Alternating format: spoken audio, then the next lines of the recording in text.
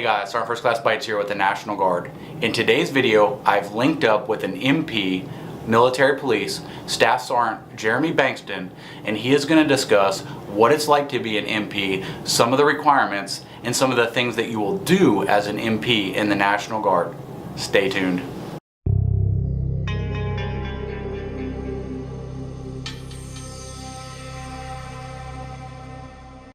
Hey guys, Staff Sergeant Bankston here, Tennessee National Guard. I'm a recruiter.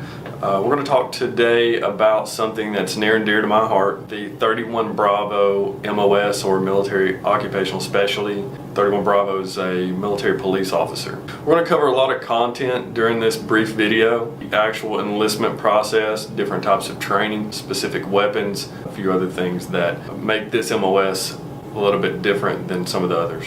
First, the enlistment process. The enlistment process for 31 Bravos, or again military police, is basically the same for any of the other MOSs. Of course, you'll take the ASVAB, you'll go to MEPS, you'll have your physical done, and you'll be provided a security clearance. To get that security clearance, you're going to need to be morally fit, and you're going to need to be financially sound and fit in a few more specific areas. A lot of MOSs don't require security clearance, but to be an MP, when you're handling sensitive information or put into some scenarios where you're going to be dealing with sensitive people or sensitive items, it's understood why you would need a clearance. We'll go into the training now. Some of the specific training that's going to be done here is a little bit more involved. There's going to be paperwork involved here, processing people, evidence, various other types of stuff. The training takes place at Fort Leonard Wood, Missouri, or Fort Lost in the Woods, Missouri. There's two different types of training options that we have available for soldiers, specifically in the National Guard.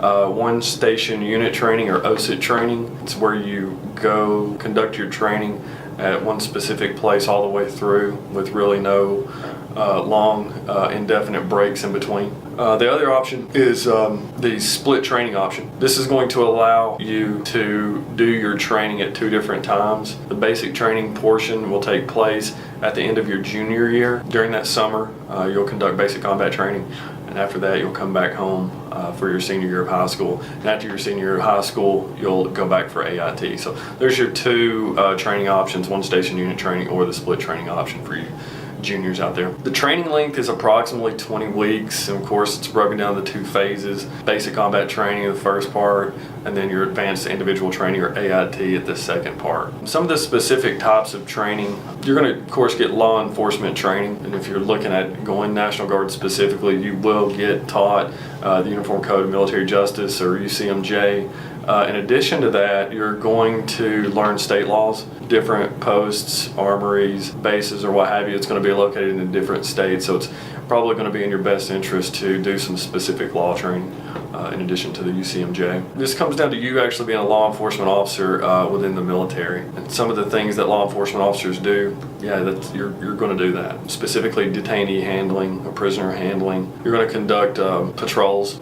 You're going to pull people over, obviously. Break up domestic disturbances. Processing traffic accidents. It's important to understand that military policing takes place in two specific environments. You're going to do your military policing job here domestically, whether it's on a post or at an armory, or if you're responding to a contingency issue. But you'll also do this abroad too. And there's several ways that military police function abroad: convoy security, detainee operations, the law enforcement piece too on FOBs or COBs overseas. Convoy security is a big one. You're going to do mount training, which is military operations in urban environment, urban terrain. Become a subject matter expert on interpersonal communication skills. You're going to learn verbal judo to either talk yourself into a situation or talk yourself out. And you're also going to be trained in less than lethal munitions and techniques. You know, I tell people one of the worst days of my life was actually getting pepper sprayed or OC sprayed for the first time. Not fun at all. You'll likely learn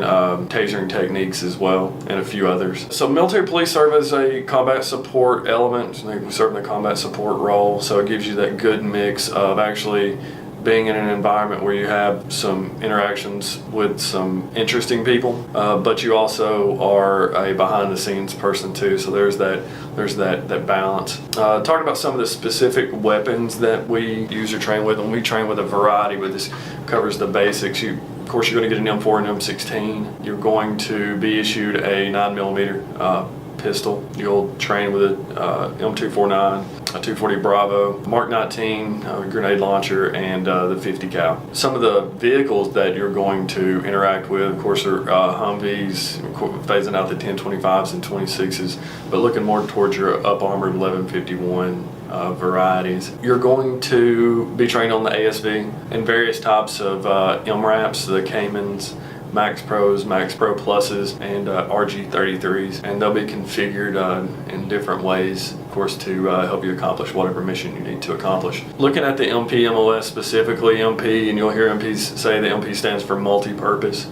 You find yourself as an MP doing a lot of things because you do have the capability, or you have the opportunity to train on various types of weapon systems and vehicles, so we find ourselves doing a lot of different things. There's a lot of flexibility that exists within the MOS, and it's important to understand that your MOS has a function here, CONUS, which is inside the United States of America, then OCONUS, which is outside the borders of the country. Our main mode of transportation is, a vehicle, like I said, a Humvee or some type of MRAP. With this MOS, there's some MOSs where you're pretty much confined to a specific area or specific fob, especially overseas, but with this MOS, you find yourself interacting with the local populace often.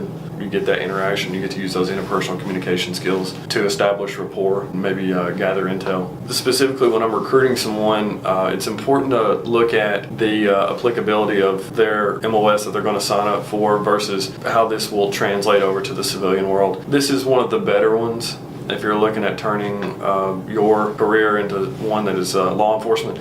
It's really good training, some of the best that you could possibly get. For those of you who desire service to people and protecting communities, this is a great job for you. Overall, this is a well-rounded MOS that provides great opportunity in both civilian and or military roles. Yeah, guys, thanks for watching. We really appreciate it. Tried to cover as much as I could, left a lot out. If you have any specific questions, just let us know. Thanks.